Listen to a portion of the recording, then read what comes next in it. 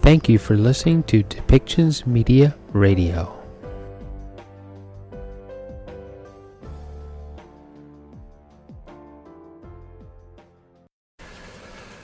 Thank you. Good afternoon, everyone. It is good to be here on the traditional territory of the Lekwungen-speaking people, the Esquimalt and Songhees First Nation. I'm joined today by Public Health Officer Dr. Bonnie Henry and Minister of Health Adrian Dix.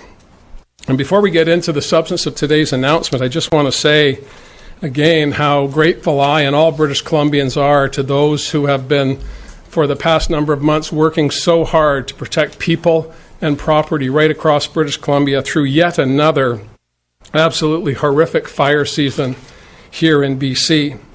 It's certainly challenging. This is the fourth year of this government, and this is the third summer of record-breaking heat, record-breaking fires, and these are challenges that we are prepared for because of the hard work of people in every part of the province. So to the crews, to Emergency Management BC, to Indigenous leaders, to community leaders who've all been stepping up to do their part to engage in this challenging fire season, as well as all of the other issues that are on our plates. I want to thank you from the bottom of my heart. And saying that, though, although we've had a bit of a reprieve because of the weather, we're a long way from out of the fire season.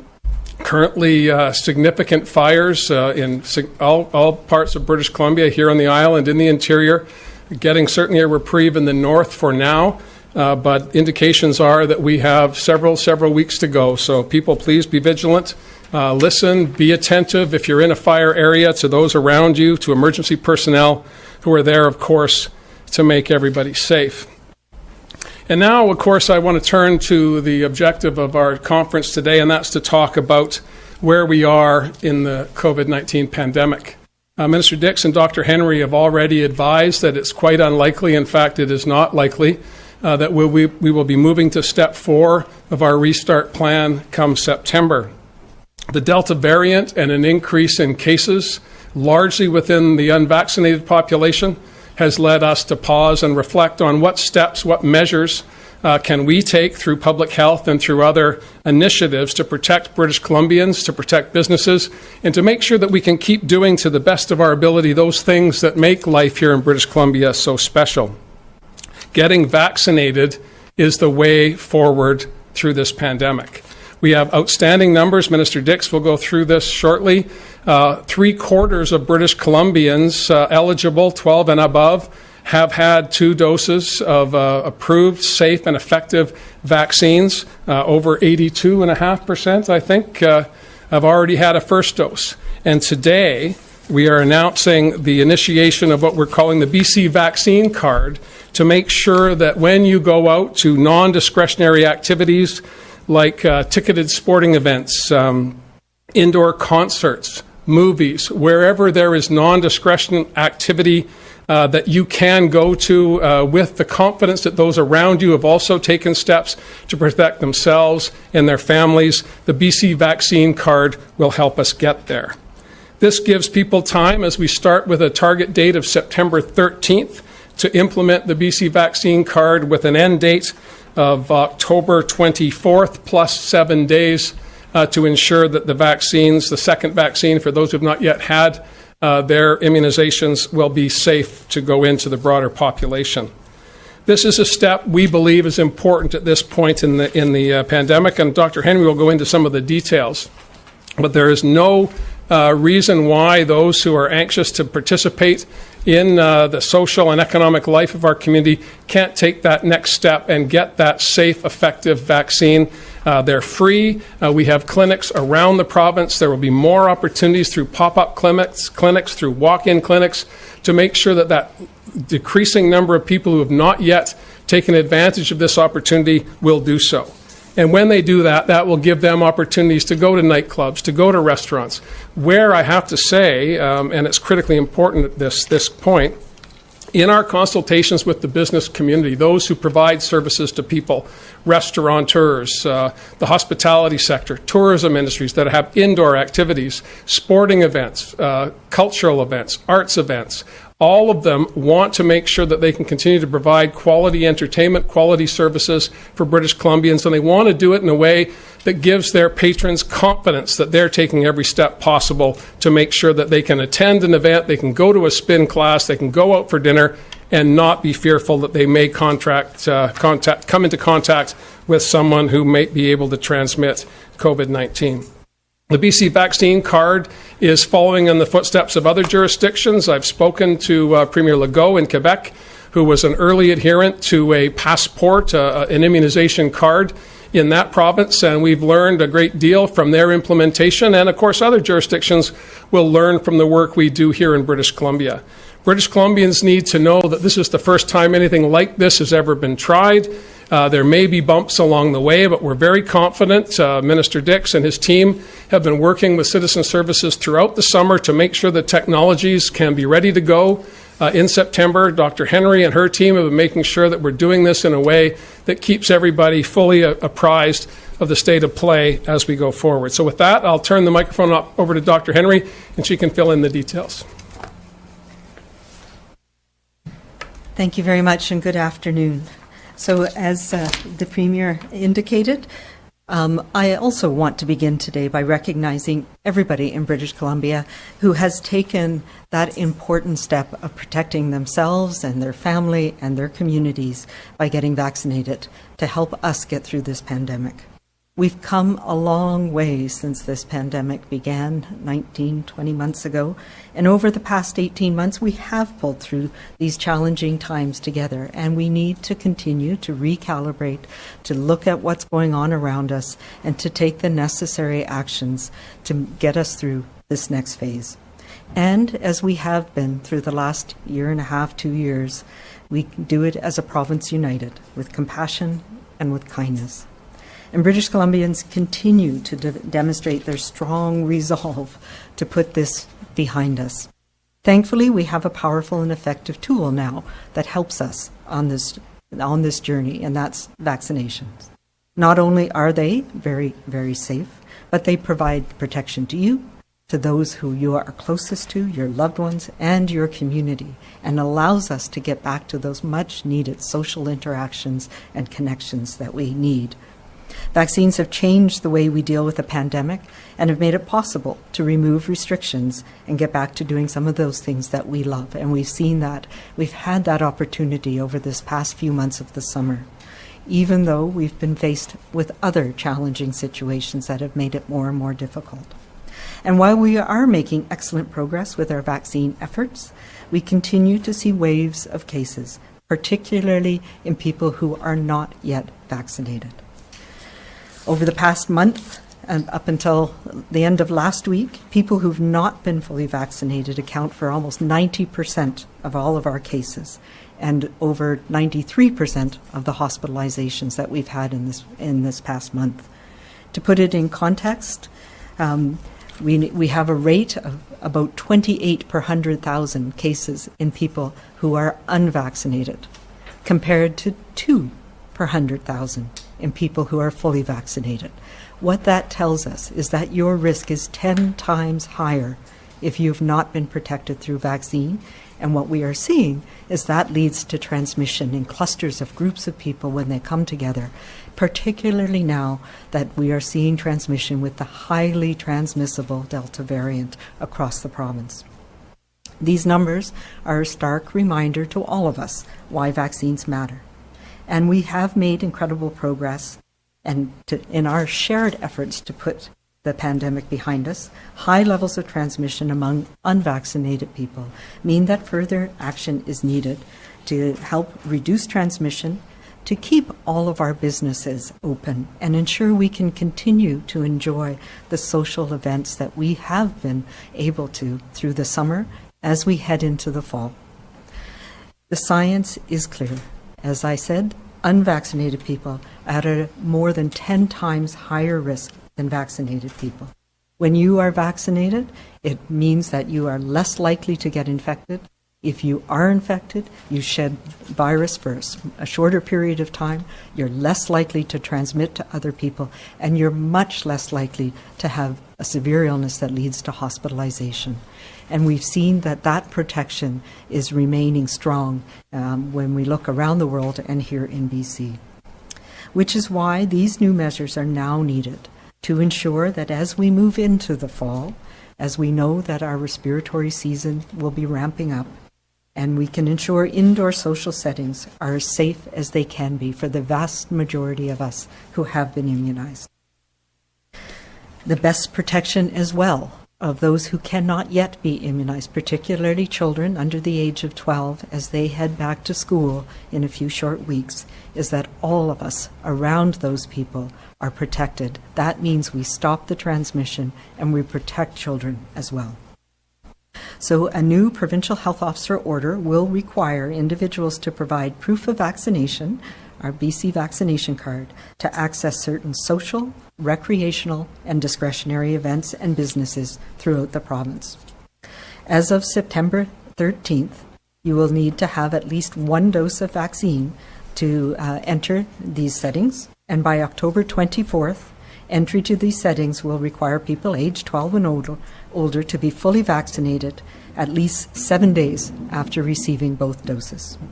So the settings that we're talking about include indoor ticketed sporting events, indoor concerts, theater, dance, and symphony events, indoor and patio dining in restaurants, nightclubs and casinos, fitness centers, gyms, and businesses offering indoor high-intensity exercise, organized indoor events like weddings or parties, birthdays, conferences, and workshops, and indoor organized events, discretionary organized indoor recreational classes and activities, so things like seniors classes, choirs, and other indoor groups.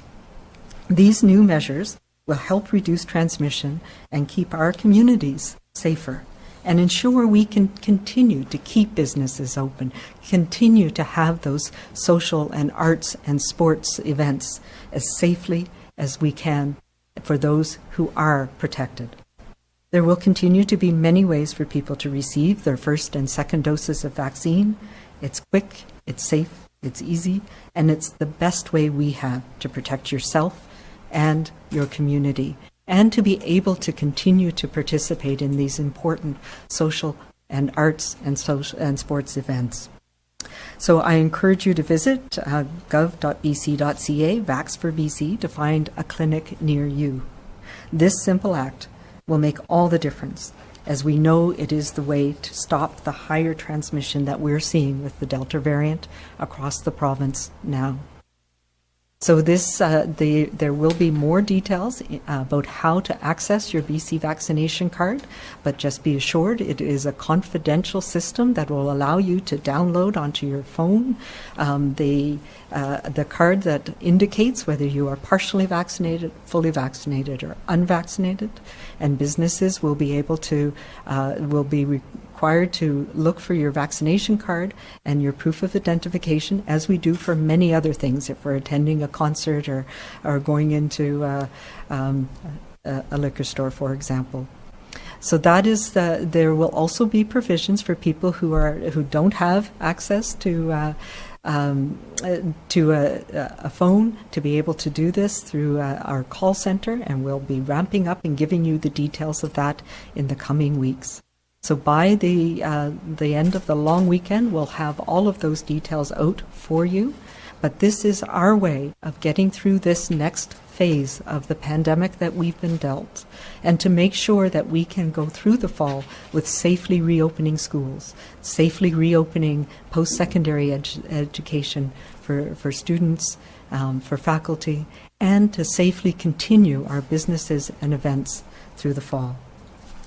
We also need to continue to do those things that keep us safe, including wearing masks in indoor public areas, using hand hygiene regularly, and keeping our respectful distance from people.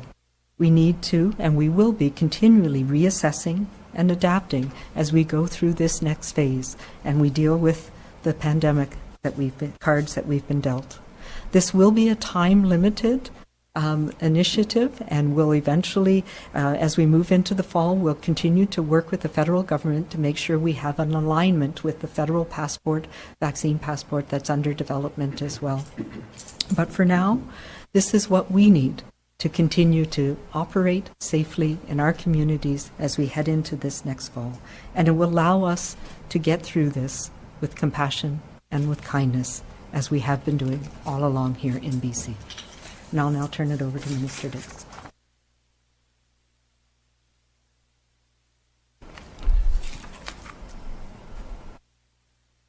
Thank you very much, Dr. Henry. I wanted to start by saying that our program, our Immunization BC program here in BC, is one of the most successful in the world. 83.2% of all those over 12, all those 12 and over, those eligible to be vaccinated, have been vaccinated.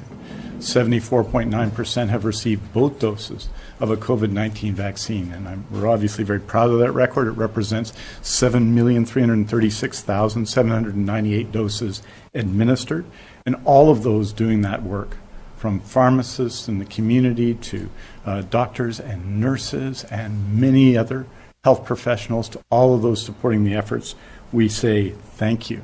And to all those British Columbians who themselves have stepped up in their vast majority to get vaccinated, and they get vaccinated again, we say thank you.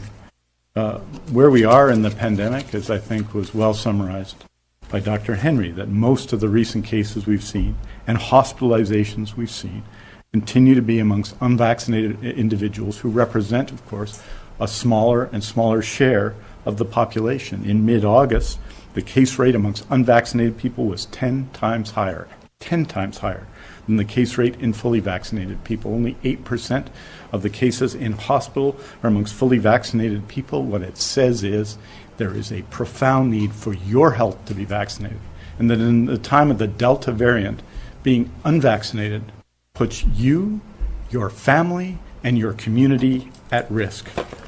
I wanted to note, of course, that we're at step 3 in our restart plan. As the Premier has said, and as Dr. Henry and I indicated last week, it is likely that we will not be moving to step 4 at the moment at September 7th, which was the earliest possible date we would consider moving to that step in any event. Today's action, this action around a BC vaccine card, is a key step in making sure that we continue to move forward in BC, that we overcome COVID-19 together, and that we move forward together. We know that the Delta variant is highly transmissible. We know that while so many British Columbians have had their first and second doses, there are British Columbians, about 776,000 eligible right now, who have not yet done so. We know that unvaccinated people are getting sick, and we know they are going to hospital. And we know that no one is comfortable with any of this, because throughout this pandemic, we've learned that climbing case numbers, rising hospitalizations, and increasing numbers of people in ICU is not the direction we want to go, or one that can be sustained. Our pandemic has always been about making good choices with the information we have, and making the best choices to stop the spread and keep people safe. And to make the best choices, we have always provided the best support that science offers and the clearest guidance it makes possible. That's why we're acting to ensure that as of September 13th, people will be required to be vaccinated to participate in a broad range of social settings and activities. These include, and Dr. Henry went through them, but it's important to through them again, indoor ticketed sporting events, indoor concerts, theater, dance, and symphony events, indoor and patio dining in restaurants, nightclubs and casinos, fitness centers and gyms, businesses offering indoor high-intensity exercise, organized indoor events such as weddings, parties, conferences, meetings, workplaces, indoor organized events, again, such as conferences and weddings. And by October 24th, to participate in these settings and events, people will need to be fully vaccinated. At least the first dose by September 13th, both doses by October 24th. And they'll have to do it at least 7 days before that. So important to meet those deadlines. Taking this action now is a critical step in continuing to increase the vaccination rate across the province.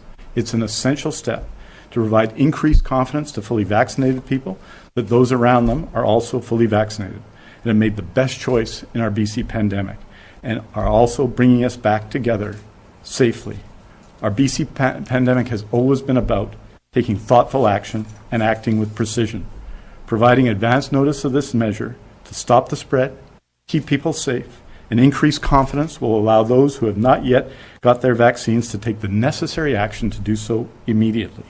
And I want to say this, and as you know, this is an important opportunity, and across British Columbia there will be the opportunities to do that. You can get registered today to get your COVID-19 vaccine, and I encourage you to do so. Online, people will be able to confidentially access their proof of vaccination. A secure web link will be widely communicated ahead of September 13th. And there will also, as Dr. Henry has said, be an option for people who can't access their record online. But let's be clear, to enter and access the settings we've mentioned, every person aged 12 and older must be vaccinated.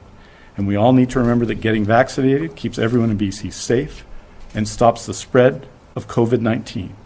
And getting vaccinated is the best choice to protect yourself, the people you love, and to ensure you can continue to participate in these settings and events. I want to thank everyone in BC for their continuing effort in this very challenging time of the COVID-19 pandemic. This is an action we can take together safely. I encourage everyone to take advantage of the opportunities across British Columbia to get vaccinated and to do so today. Thank you very much. I'll hand it back to the Premier. Thanks, Adrian. Dr. Henry. And with that, I will also just advise the media that there will be full briefings tomorrow on with Minister Whiteside and Minister Kang with respect to K-12 and post-secondary. I know there are a lot of questions about where we're heading in those two sectors. That will be fully laid out tomorrow by the ministers responsible with Dr. Henry. Today we want to focus on the immunization card and what that means as we build the foundations for the tools we'll need and use throughout the next number of months to continue to move COVID-19 into the rearview mirror for many British Columbians, but still very, very critically important to those who have already been infected, those who have not yet been vaccinated. That's our focus today. And with that, I'll invite questions from the media. Thank you, Premier. As a reminder to media on the phone, please press *1 to enter the queue. You're limited to one question and one follow-up. First question today is from Lisa Cordasco, Vancouver Sun. Thank you very much. Since vaccinated people can also get COVID and also pass along the virus, why not, include another layer of protection by having a mask mandate?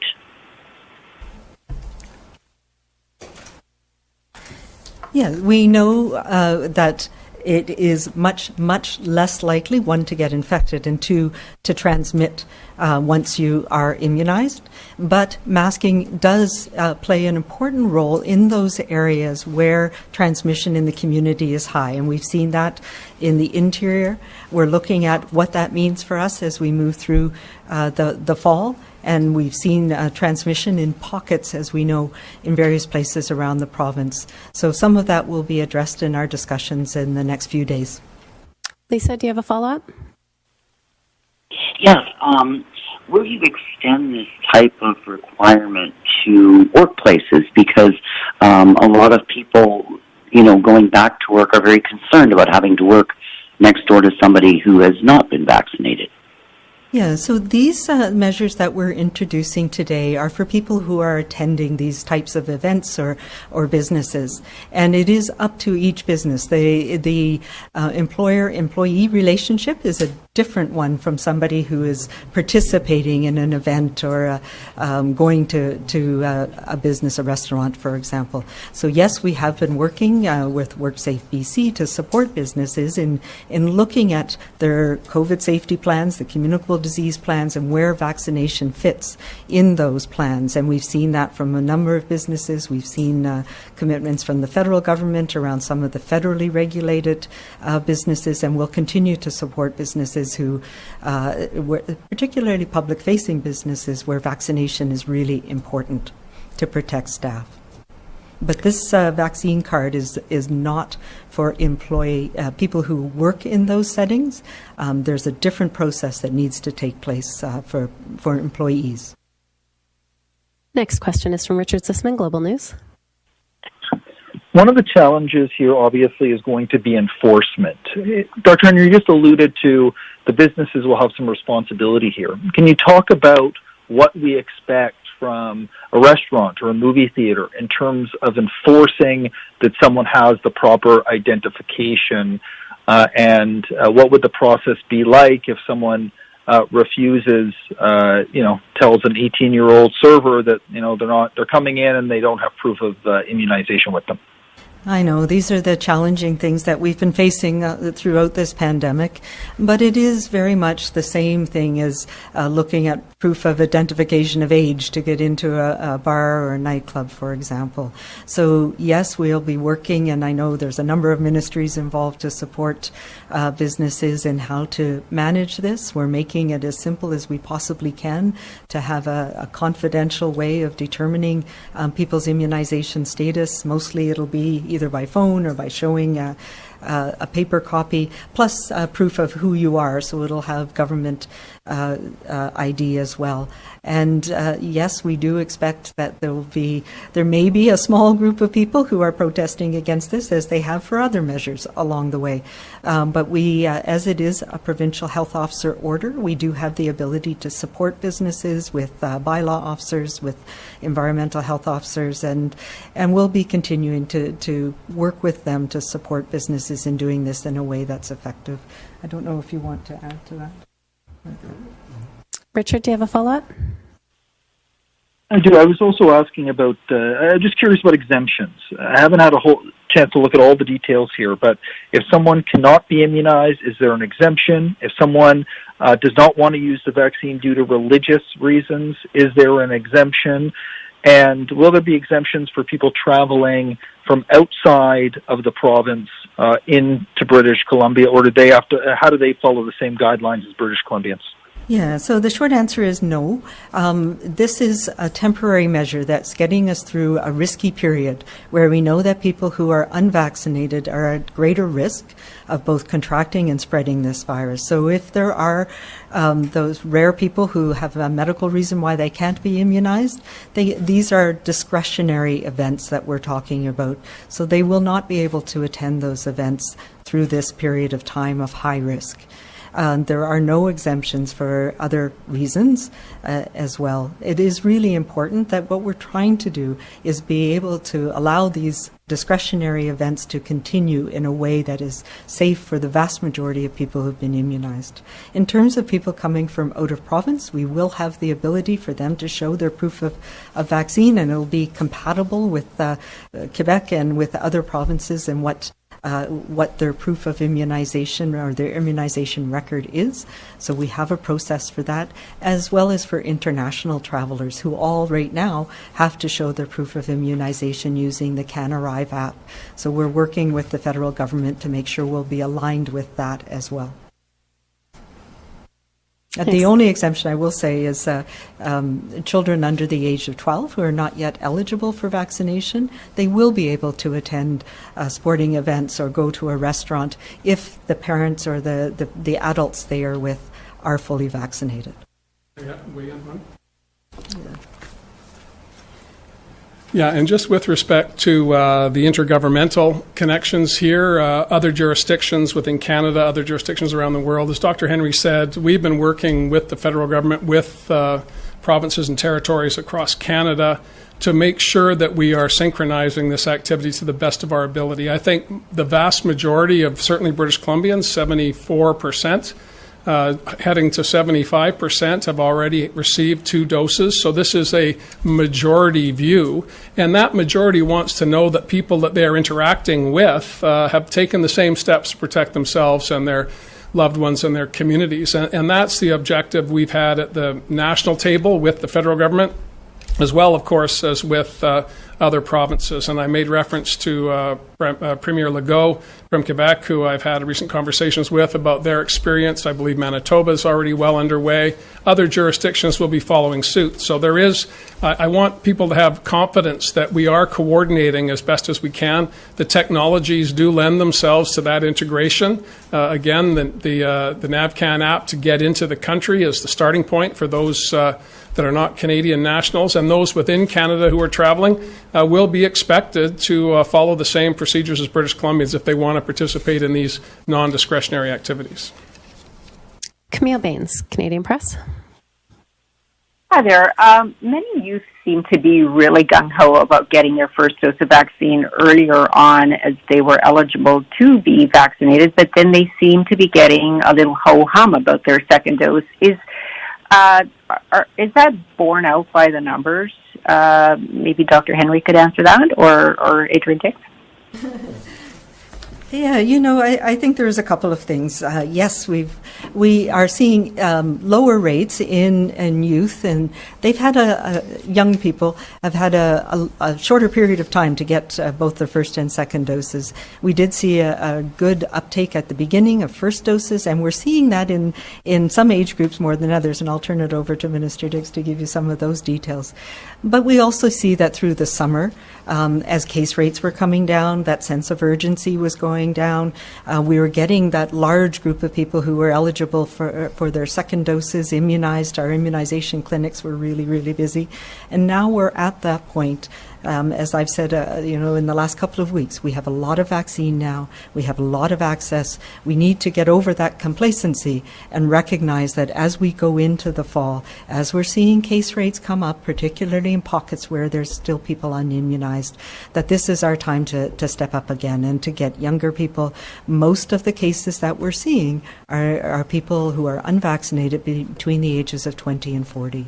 So we will be making sure that 12 to 17-year-olds have access, and we're working on the plans for schools. We're working with the advanced education sector to make sure that international students and other students going to university this fall can have access to vaccine on campus easily and quickly for them, and that's what this will help support in the next little while. So yes, now is the time. I know people have been busy. They've been doing things through the summer, and in parts of this province we've had a lot of displacement from all kinds of things going on. But now's the time to pay attention so that we're all protected as we go into the fall.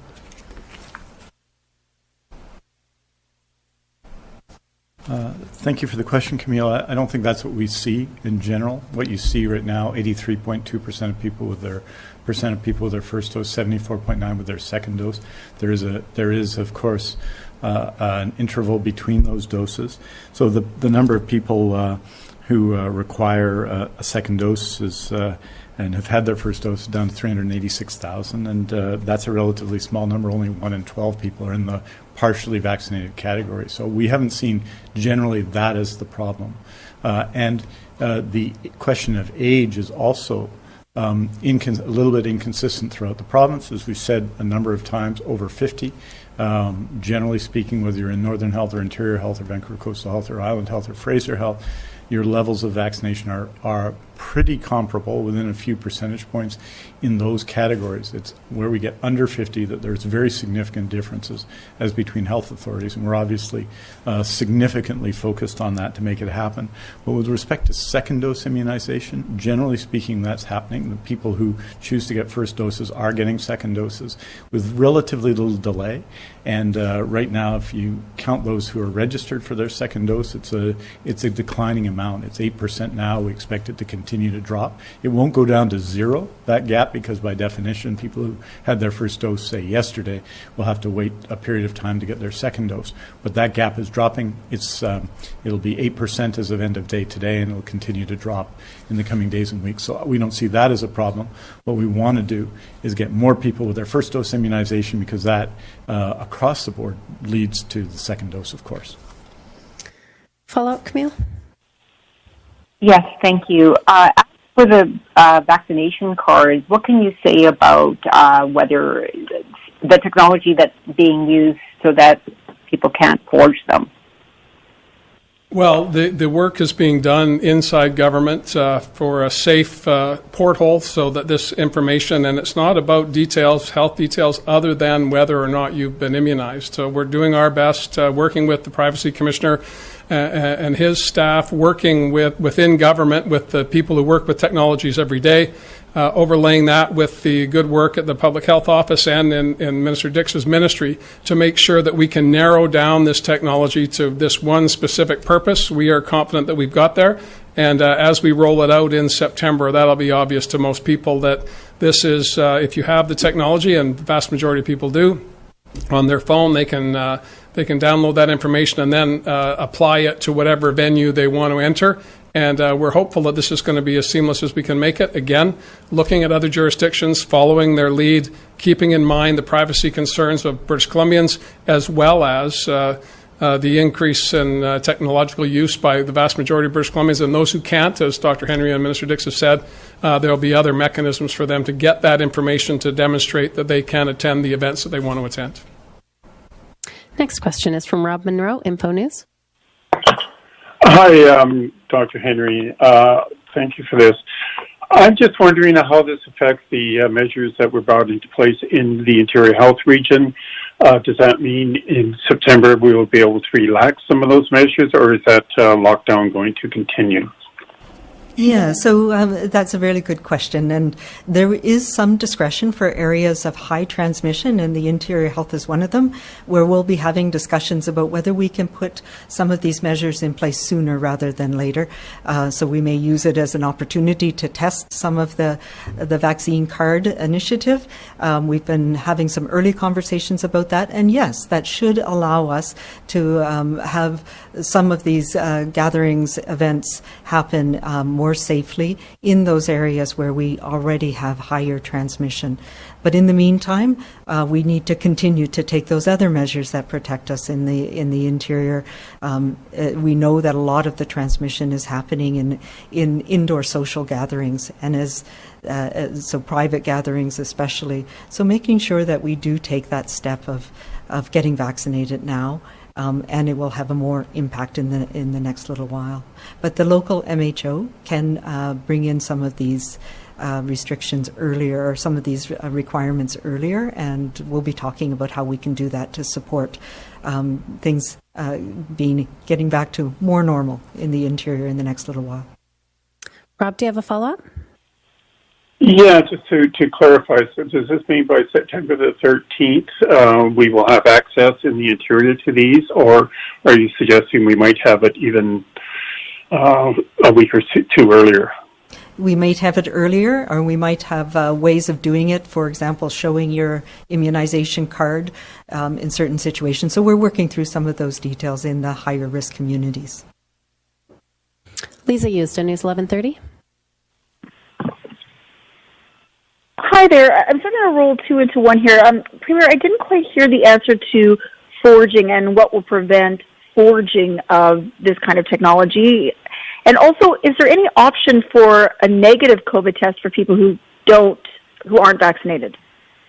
Yeah, no, we're not including COVID testing results in the vaccine card. It really is about immunization, and we know that even people who have had COVID-19, the immunity that you have is less broad and less. We don't know how long it lasts. For some people, it fades away quite quickly. So immunization is still important, particularly for people who've had mild cases of COVID. And with respect to the protection that citizens will have through the app that will be, or the technology that will ultimately be laid out for everyone on the 13th of September, we've taken steps, and government is quite proficient at this. Oftentimes there are reports of governments, not just ours, but others being hacked by malicious individuals or groups. And that's a constant concern within government for technologies. So we have pretty sophisticated personnel that manage these issues, not just within health, but also right across government. And we're confident that every tool that we can use to protect this information and to make sure it can't be duplicated or forged will be put in place. And we'll see how we unroll it on the 13th, and we can be judged at that time. Follow-up, Lisa? Yes, wondering what your concerns are about facing legal challenges for this, and also are churches and mosques and other religious facilities included in requiring this proof of vaccine? Well, with respect to legal challenges, again, I just point, as Minister Dix has said, 83% first dose, 75% second dose. British Columbians in the majority are very much supportive of this initiative, and quite frankly, I've heard more than anything else, what's keeping you back? What's holding you up? Why are we not doing this right now?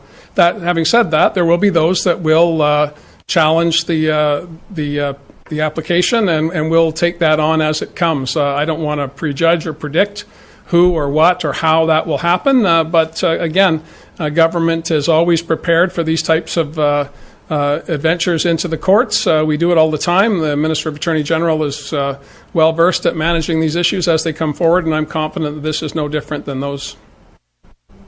Sure. Oh, yeah. No, these will not be applying to faith-based services, nor will it apply to essential services like healthcare services. It also, as you can see, doesn't apply to retail and grocery stores, areas where we don't see a lot of transmission and where we have other measures in place, and they are essential services. What it applies to is those discretionary, those social events, the arts, the sports, the things that we want to and need to get back to, but can be a risk. So indoor group environments, and that's why we've picked the places that we have, because these are discretionary. They are not essential services. I've worked, as you know, we've worked really closely with the faith-based groups across the province over this past very long year and a half, and we have in place guidelines that they are using to help support faith-based services coming back to some in-person and hybrids, and there's a lot of work that's been done with the communities to make sure that they can continue to operate safely, and we're seeing that as being effective. Rob Buffum, CTVVI. Oh, thank you for taking my question. My first question is for Premier Horgan, and it actually relates to Fairy Creek. Over the weekend, video emerged that you may have seen showing the RCMP spraying protesters there. The protesters are now alleging excessive force by the RCMP. This question is for a colleague who's wondering, so far things don't seem to be tamping down what appears to be maybe escalating conflict out there. What's your reaction, and do you have a solution apart from what's currently going on? Well, with respect to the issue of old-growth logging in British Columbia, this is something that didn't just start 6 weeks ago, 6 months ago, 6 years ago. It has been part and parcel of our forest industry from the beginning. And since we were sworn in as a government, we've taken extraordinary steps to protect old-growth forests, to the point of striking an independent commission who brought forward recommendations, which we, in September, fully embraced and have been working on implementing from that time.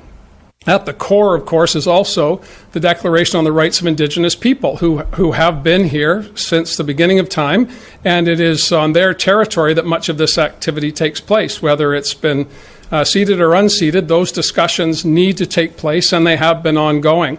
With respect to the Pacheedaht and Fairy Creek, the Pacheedaht have said quite clearly, not once, not twice, not 3 times, but 5 times, please leave our territory and allow us to resolve these issues on our land in our way. To that end, the Pacheedaht have deferred all logging, old-growth logging in Fairy Creek. So the objective that the protesters set out to achieve appears to me to have been achieved. And at this point, they're continuing to stay in the territory against the wishes of the Pacheedaht, against the injunction that was brought forward by the courts. And law enforcement doesn't take direction from government. They make their choices based on how the courts direct them, and they've been directed to enforce the injunction. I would prefer that the confrontation would come to an end and we can get back to the collaboration that we've seen in so many other endeavors in our lives here in British Columbia as a result of COVID. We've made great progress on deferring massive tracts of old-growth forests. We have much more to do, and I would rather do that, as we are with many organizations across the province, in a collaborative way rather than in a confrontational way.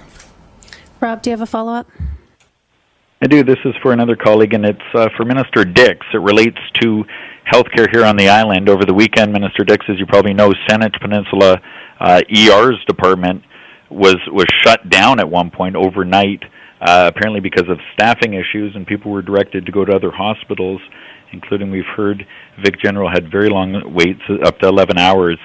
So I guess I'm hoping to get your thoughts on what this says about the state of healthcare if an emergency room department on Vancouver Island is shut down overnight and patients are turned away, and how worried you are about that. Well, in this case, I mean, obviously we don't like it, and we don't see that in any way as desirable. In this case, it was deemed for the safety of all patients that would be the right approach, that we divert patients to the other hospitals in the region, and that's what's happened. And it's obviously not desirable, but you have to make sure that you are appropriately staffed in those circumstances. It doesn't happen very often, but it happened in this case, and it does show in this time. And it's why this time, which is particularly challenging in our hospital system, where we're seeing a high response and a high use of emergency health services, in relative term, the highest use ever in calls to the BC Emergency Health Service, to the ambulance service, when we're seeing relatively high uses of emergency rooms, when we see the challenges with respect to the Delta variant in terms of COVID-19, there are real challenges in healthcare. And I think our teams are doing a really good job. They determined at Vancouver Island Health this decision was needed on that day. It's not desirable, but it was the right decision for the safety of patients and to provide the right care to patients. And they took that decision, and I support them in taking that decision. But obviously, these are issues we work on to avoid and to ensure that this would happen very, very rarely. So I think it's certainly a significant concern to me. Obviously, we weren't happy that it had to be done, but it needed to be done in those circumstances, and I think folks did the right job. And hopefully, and as you know, in emergency rooms, it's why we provided alternatives, why the important role played by urgent and primary care centers and by excellent primary care around the province is so important, particularly in these times, that patients are triaged. So some patients obviously get seen immediately, and that's inevitable, and some have to wait longer. But we're not happy about it. We certainly hope it doesn't happen again. It was deemed necessary at the time, and but I think in general, across the board, our healthcare teams are doing an extraordinary job under very difficult circumstances. 2 public health emergencies right now: the overdose public health emergency, the COVID-19 public health emergency, and a significant increase in utilization of services. And I think our healthcare teams are just doing an exceptional job. And sometimes tough decisions have to be made in the moment as a result of that. But we're going to continue to do everything we can to provide the level of service necessary. Marcia Lederman, Global Mail. Hi there. Thanks for taking my question. You indicated earlier that it's a different process when it comes to the employer-employee relationship. BC is obviously an employer. So what about for provincial government employees? Will a vaccine be required for them to go to their jobs? Thank you very much for the question, Marcia. I think those are things, obviously, the government looks at right now within the provincial sphere. We're implementing a requirement for vaccination for long-term care workers and assisted living workers, and obviously we're looking to move more broadly within the healthcare system. Why have we started there? Because that's clearly where the highest level of risk is. We've seen the significant number of people who've passed away in long-term care in the hundreds in British Columbia, and so the risk there is significant, and it's why we're moving first to mandatory vaccination. And that risk is also supports the decision in that area to go to mandatory vaccination. So the other areas, of course, we are looking at based on the same principles. But right now, at present, we're going first, and this is by October 12th, to ensure that everybody who works in long-term care and assisted living is vaccinated. And we'll look at other issues, especially in healthcare, which is my principal concern as Minister of Health in the coming days. Follow up, Marcia? I was having trouble understanding what happens if someone from another province comes to BC and wants to go to a restaurant or wants to go to a play or concert. Will they be able to, and what will they have to show for proof? So we're going to work through province by province. Some provinces already have equivalent identification of different sorts now. And so we'll be working through those issues with other provinces and be able to provide and support businesses in the coming week. Of course, this is coming into place September 13th. So in advance of that, where we not only provide what people can expect from British Columbians, but what they could expect from other people from other provinces in Canada. We have time for one more question today. Katie Nicholson, CBC. Thank you. I'm hoping to get responses in French and English, if possible. One point, just looking for some more clarification. Dr. Henry, you mentioned this is a limited time requirement, but we'd like to know how long is limited. If you're suggesting that those who can't be vaccinated for medical reasons just won't be able to attend events like this while proof of vaccination is a requirement, how long will they have to wait? You know, our intent right now is to be looking at January and reassessing as we go through the fall, as we see what happens as we increase, incrementally increasing just a small amount.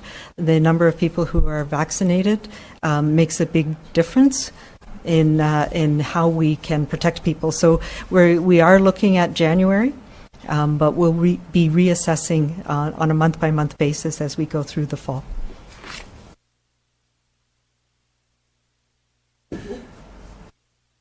Oui, effectivement, on va continuer avec ces mesures jusqu'au mois de janvier. Et puis après, on va considérer nos options, bien entendu. Ça n'indique pas pour l'automne qu'on va changer au mois de janvier, mais qu'on va reconsidérer tout cela. Mais pour le moment, il est essentiel dans ces activités discrétionnaires qu'il faut être vacciné en Colombie-Britannique. Et c'est pour la protection des gens, c'est pour la protection des travailleurs, c'est pour la protection de tout le monde.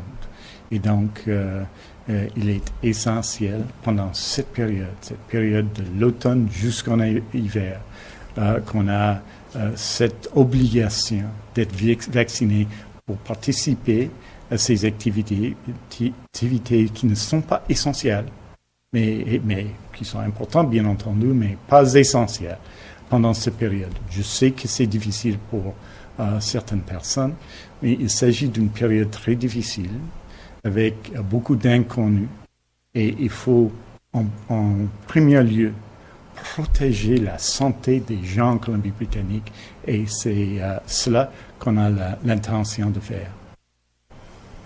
Katie, do you have a follow-up?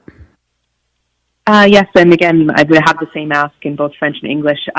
Just looking at sort of how this is supposed to roll out and how people can access the data, is there a fear that this gives preference to people who can afford phones and who have, fixed address, that sort of thing? How will all people be able to access this vaccine card if you don't have a phone, if you don't have a fixed address?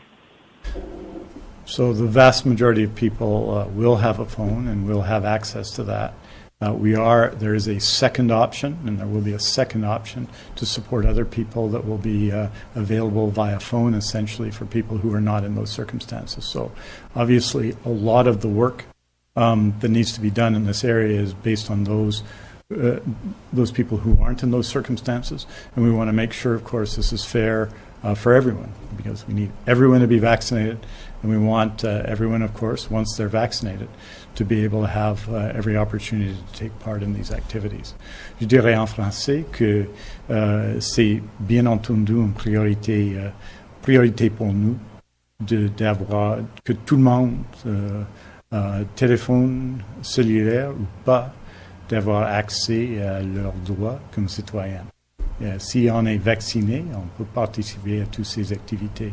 Donc, une grande partie de notre travail, c'est d'assurer que des autres personnes qui ne sont pas dans des catégories qui peuvent avoir accès facilement à ces renseignements, à leurs propres renseignements, sont en mesure d'en avoir accès. Donc, on va travailler là-dessus, on va présenter ces renseignements bien en avant du 13 septembre pour donner l'opportunité à tout le monde de pouvoir participer à ces activités, sauf que, et pour assurer, mais sûrement, s'ils sont vaccinés. Donc, c'est important d'être vacciné en Colombie-Britannique pour participer à ces activités qui ne sont pas essentielles, mais importantes.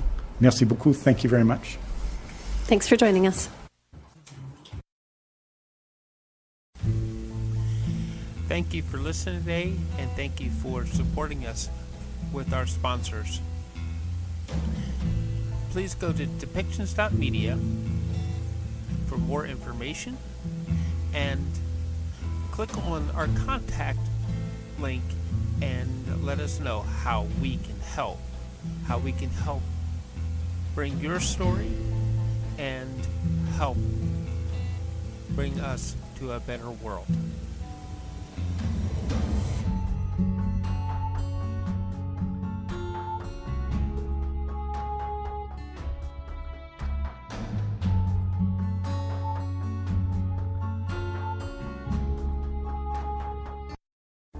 This show has been produced by Depictions Media. Please contact us at depictions.media for more information.